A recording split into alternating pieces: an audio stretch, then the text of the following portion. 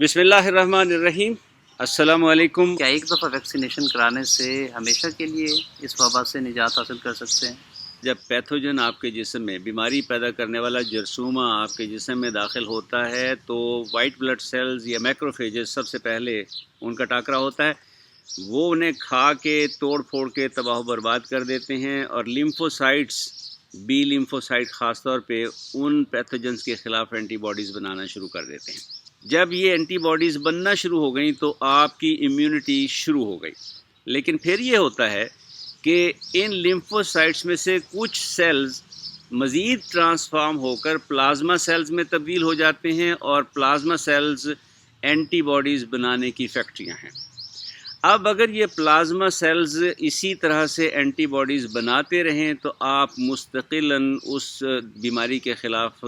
مدافعت ڈیولپ کر لیتے ہیں اور امیون ہو جاتے ہیں، اور وہ بیماری آپ کو کچھ نہیں کہہ سکتی۔ کبھی کبھی البتہ ایسا ہوتا ہے کہ پلازما سیلز ختم ہو جاتے ہیں،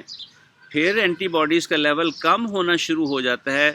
آپ دوبارہ اس بیماری سے متاثر ہو سکتے ہیں، لیکن چونکہ آپ کی باڈی میں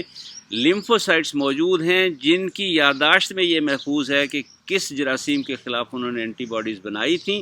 چنانچہ اگر دوبارہ وہ جراثیم آئے گا تو وہ لیمفوسائٹ اپنی جگہ پہ موجود ہوں گے، وہ پھر ان کے خلاف اینٹی باڈیز بنانا شروع کر دیں گے۔ لہٰذا بیماری کے ایک ہلکے سے حملے کے بعد آپ کا مدافعتی نظام پھر آپ کو اس بیماری سے محفوظ کر دے گا۔ تو ایک لحاظ سے آپ کے سوال کا جواب ہے یس، ایک دفعہ اگر آپ کی ویکسینیشن ہو گئی، ایک دفعہ آپ کسی بیماری سے امیون ہو گئے تو پھر وہ بیماری آپ کو کوئی خاص نقصان نہیں پہنچا سکتی، یا تو وہ بیماری سرے سے ہوگی ہی نہیں آپ کو، یا اگر ہوگی بہت ہلکا پھلکا سا ایپیسوڈ ہوگا، اور اس کے بعد انشاءاللہ آپ اس بیماری سے ریکور ہو جائیں گے۔ ویکسین کے نتیجے میں جو ویریئنٹس بنتے ہیں یا بنیں گے تو اس کے متعلق تھوڑا سا ڈسکس کر دیں۔ اچھا، شاید ایک بات تو یہ میں بتاتا چلوں کہ ویریئنٹس ویکسینیشن کے نتیجے میں نہیں بنیں گے۔ ٹھیک ہے۔ ویکسینیشن جب ہوتی ہے تو آپ کے جسم کا مدافعتی نظام پیتھوجن کے خلاف ایک طرح سے جنگ کی حالت میں آ جاتا ہے،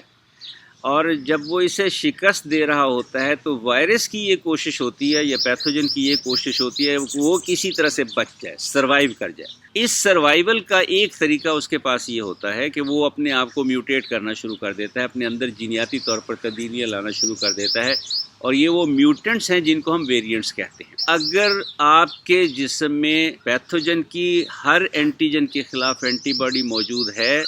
تو ویریئنٹس کا بھی کوئی فرق نہیں پڑے گا۔ ویریئنٹ جب بنتا ہے تو اس میں کسی ایک آدھ پروٹین ہی میں تبدیلی آتی ہے، لہٰذا اگر وائرس ویریئنٹ بنا بھی دے گا تو ایک پروٹین کے خلاف اینٹی باڈی شاید کام نہ کرے، لیکن باقی پروٹین کے خلاف تو اینٹی باڈیز موجود ہوں گی۔ البتہ ہم نے یہ اشارتاً ذکر کیا تھا اپنی ویڈیو میں کہ میسنجر آر این اے اور ویکٹر بیسڈ جو ویکسینز ہیں ان میں تھوڑا سا یہ خدشہ موجود ہے، کیونکہ وہاں صرف ایک پروٹین آپ کے جسم میں داخل کی جا رہی ہے،